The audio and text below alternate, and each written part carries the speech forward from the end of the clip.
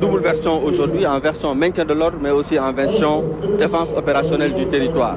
Le premier escadron Bidi Romboni, il défile en format maintien de l'ordre et défense opérationnelle du territoire avec des engins de type Daguerre et Cobra 2. Alors le Daguerre dafa nekk engin boo nga xamante ni français yi ñoo ko defar ñetti servant lay jël moom benn pilote benn chef d'engin ak benn tireur moom dañ ko defar exclusivement pour le maintien de l'ordre mu am autonomie 700 kilomètres ba pare ñu équipé ko ak lance cougar boo nga xamante ni dafay mën a tirer 12 grenades en même temps. xanaa ay blindé la ñu auto waaw yëpp ay blindé la comme auto président yi. voilà ñoom ñëpp dañ leen di blindé. deuxième escadron bi nuyu Mamadou Moustapha Diallo ak Ramatoulaye Witon Sarr ñoo doon xale yi. voilà yegg si auto président yi aussi. voilà deuxième escadron bi mi ngi défilé en format maintien de l'ordre avec des engins blindés de type Yalcin nga xamante ni Turquie ñoo ko defar moom aussi capacité d'emport am 9 militaires lay def ci biir. am na autonomie de 700 kilomètres et nekk un engin boo nga xamante ni day jàll gee donc ndox mi bu baree ba 1 mètre mën na ko romb boo leen xoolee nii ñu jàll ñu ngi ko équipé benn arme lourde boo nga xamante ni 12-7 la mën na jël aussi yeneen type d'arme maintenant bu mujj bi nga xamante ni mooy troisième escadron bi moom mooy défilé ak engin yi gendarmerie mujjee jënd muy le Cobra 2. waaw Cobra 2 bi ñoom ñi ngi défilé en défense opérationnelle du territoire mu nekk ay engins yoo nga xamante ni Turquie ñoo ko defar benn bu si nekk dafay jël lu mat 9 militaires mais seen puissance moo am doole benn bu si nekk am nga puissance 360 chevaux c'est des engins yoo nga xamante ni seen autonomie 700 kilomètres la mais li si am solo mooy engins yi bu amee tàkk-tàkk doom dañ koy détecter automatiquement fay ko automatiquement. ah oui waaw donc dafa am système de détection waaw et d'extinction automatique des incendies. ñoom si biir dëkk bi la ñuy yem wala mën nañu nekk si frontière yi wala dañuy nekk également si àll bi voilà au niveau boo xoolee les deux versions dañuy mën a nekk en maintien de l'ordre mais nga mun leen yóbbu aussi pour des opérations de combat. loolu mooy importance su engin blindé yi nga xamante ni moom la gendarmerie yore actuellement. ñi nga gis ni c'est les Cobra 2. ñoom dañuy dem ci àll bi bu leen dañuy def opération maintien de l'ordre déjà mooy li ma doon wax léegi ni ñoom ñooy fay bu amee tàkk-tàkk ci kaw tali bi mais boo ko bëggee da nga koy yóbbu ci àll bi mu nekk encore bokk ci li nga xamante ni mooy xeex bi aux côtés des armées. la légion gendarmerie d'intervention gis nañ léegi aussi ay Thomas yoo nga xamante ni jàll nañ fii mooy oto yi nga xamante ni ñoom ndox la ñuy génnee pour éloigner li nga xamante ni mooy manifestants yi ñoom bu ñu rombee nag. li ci tegu mooy version portée bu LG yi version portée bi ñoom dañ leen a dugal ci ay oto yoo nga xamante ni ay Iveco la ñu ay minibus ñoom li ñuy wax capitaine Aliou Mal moom moo nekk ci kanam mu nekk ay oto yoo nga xamante ni ay minibus la mais version 4x4 lay dawee waaw oto yooyu aussi on les a conçus exclusivement pour le maintien de l'ordre benn bu ci nekk mën nga jël lu mat fukki nit ak juróom-ñaar yoo nga xamante ni ku ci nekk day yore sa équipement complet donc mu nekk oto yu bees yoo nga xamante ni yu am solo la pour le maintien de l'ordre bu ci nekk aussi dañ koy monter li nga xamante ni mooy trappe de tir trappe de tir mooy permettre ñu mën a nekk ki nekk ci biir mën a lancer ay grenades pour mën a tenir à distance bu fekkente ni dafa am ay manifestants ñoom ñoo jàll nii ah. ñoom ñoo jàll léegi. ñooy nekk di jàll nii waaw ñoom ñoo nekk di jàll. si seen ginnaaw ñu ngi fi am li ñuy wax la section Sinofil moom la ñuy woowee Sinogroupe moom la ñu yàgg di tuddee Sinogroupe. mu nekk unité spéciale boo nga xamante ni ñu ngi bokk gendarmerie mobile. ki nekk si seen kanam tudd capitaine Pape Chrysogone Mendy. Sinogroupe nag seen particularité. boo xoolee ba léegi nii version portée bu LG yi moom mooy jàll mooy oto yi ñu doon wax léegi mu nekk oto yu am solo yoo nga xamante ni dañ ko équipé ci biir dafa lépp pour exclusivement transporter des éléments au maintien de l'ordre donc mu nekk oto yu am solo di remercier autorités yi nga xamante ni ñoom ñooy accompagner équipement ak modernisation ou moyens d'intervention yi gendarmerie nationale amee donc ñu ñëw léegi ci ki nga xamante ni moom la ñuy wax moom la ñuy tuddee. créé en 1979 déjà. mu nekk section Sinofil depuis 1979 ñu créé leen teg ko ci sous les ordres du capitaine Pape Chrysogone Mendy ñoom ñu yore ay xaj yu bari. des bergers allemands des bergers belges malinois des spanners cockish mu nekk ñu am solo chiens yi nag ces chiens sont orientés dans la recherche d'explosifs dans la recherche d'armes, de stupéfiants, les bombes, etc. Un chien de garde-patrouille également. Et sa version principale, sa vocation principale est la lutte contre le terrorisme. La lutte, le trafic illicite de drogue, mais le grand banditisme aussi. L'unité bi nag ñu ngi ko basé fële ci LGI Mbao mooy caserne générale Wali Faye mu am aussi yokkute bu am solo parce que gendarmerie nationale daf ci créé li ñuy wax benn centre de cynotechnie, centre de formation boo nga xamante ni il a été créé avec la coopération allemande di former ay nit ñu bari ci mbirum yaru xaj ak xaj yi nga xamante ni ñoom ñooy def suñu liggéey. Elles sont implantées, elle est implantée à l'aéroport. waaw actuellement am nañu benn unité canine boo nga xamante ni mi ngi nekk aéroport Blaise Diagne international Blaise Diagne ñi ngi préparé aussi pour installer benn unité canine au niveau de Touba Fall mais aussi à Mbour.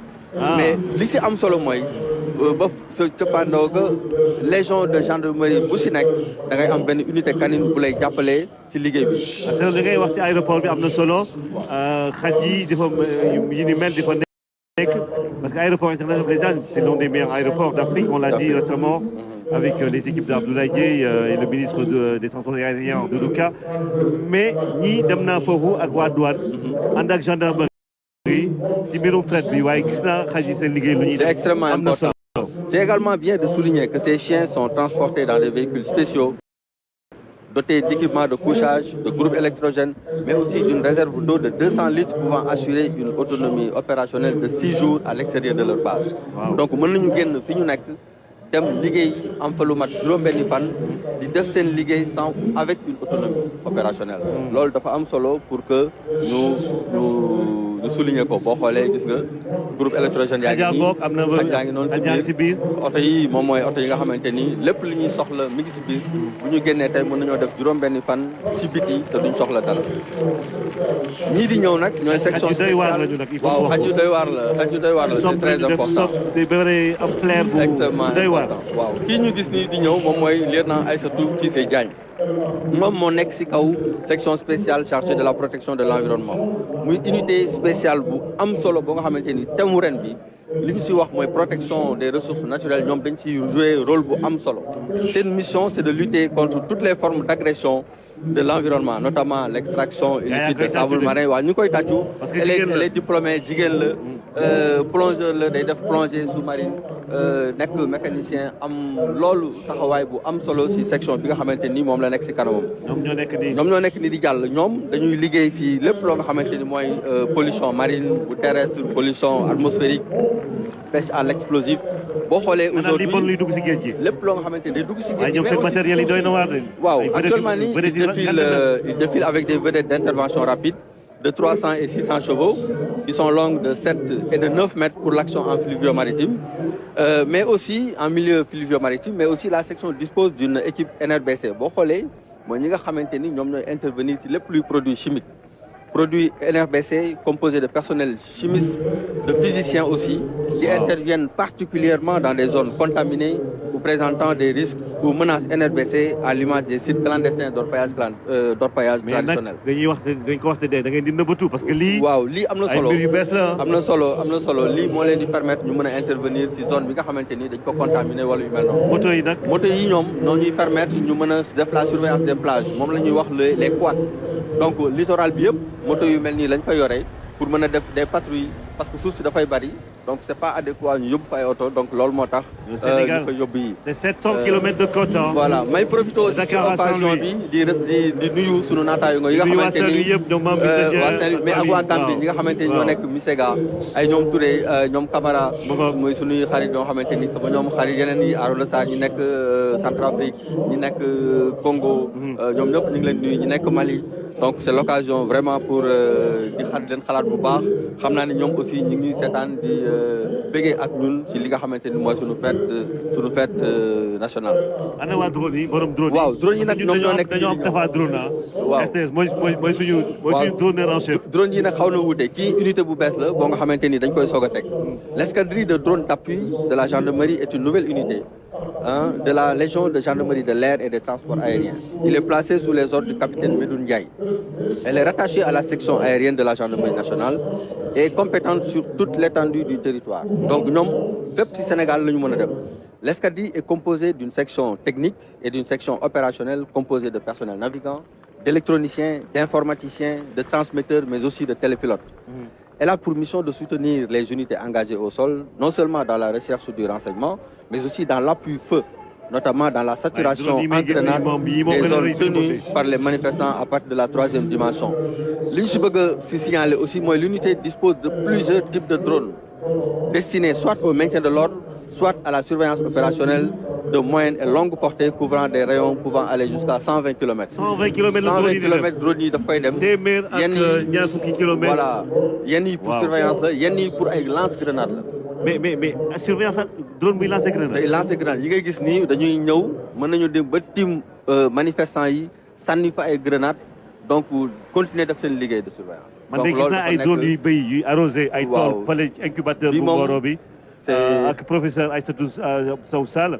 waaye drone buy sànni grenade moom waaw yi ñoom dañuy sànni ay grenade yi mu nekk unité bu bees tax. li ngeen di nëbb bëri na lool. waaw loolu du nëbbatu mais lu nekk ak waxtu bi mu war a génne. donc en tout cas ñu ngi remercier le haut commandement si liggéey bi nga xamante ni mi ngi koy def pour accompagner les personnels si liggéey bi ñu leen dénk di leen ko yombalal. di leen ko yombalal di leen jox les moyens qu'il faut di ko moderniser nag aussi. dañoo bëri sax je vois les yeux de Moustapha Ndiaye. qui te scintiller hein. parce que lui il aime tellement les drones mais. des drones d'une telle capacité. amaguñu ko quand même am na si 10 unités yoo nga xamante ni benn bu si nekk dafa autonome. mais lii dafa laaj formation il faut que insister si loolu parce que lii capital ay nit ñoo koy doxal. lépp loo fi gis ay nit ñoo koy doxal. boo xoolee seen biir am na ay personnel navigant am na ay électroniciens am na ay informaticiens am na ay transmetteurs mais aussi des télépilotes. et ça c'est important. ñii nag ñoom ñooy détachement sécurité routière mooy ñoom capitaine Malick Faye moo nekk seen kanam. Cette unité est destinée à préparer les personnels spécialisés dans la gestion de la sécurité routière. Ils sont implantés à la caserne générale Wali Faye de Mbao et le centre va accueillir des personnels civils comme militaires, nationaux comme étrangers, désireux d'être formés à la conduite automobile, à la conduite motocyclette, mais aussi à la sécurité routière. Donc sa mission consiste à promouvoir la sécurité des personnes et des biens sur les axes routiers, de protéger les infrastructures et les moyens de transport et de limiter les risques d'accident sur la circulation routière. Ils sont sur l'autoroute, ils sont il y a une bonne politique de sécurité routière. Commandement bi créé ay brigades routières yu bare yóbbu leen ci dëkk yi parce que tali bi moom bëri na ay victimes ñu def naka sul noonu donc commandement bi créé les brigades routières créé unité yi donc pour renforcer leen ci li nga xamante ni mooy formation boobu. Bataillon de transmission aujourd'hui lieutenant-colonel Sékou Keïda, je passe la main au colonel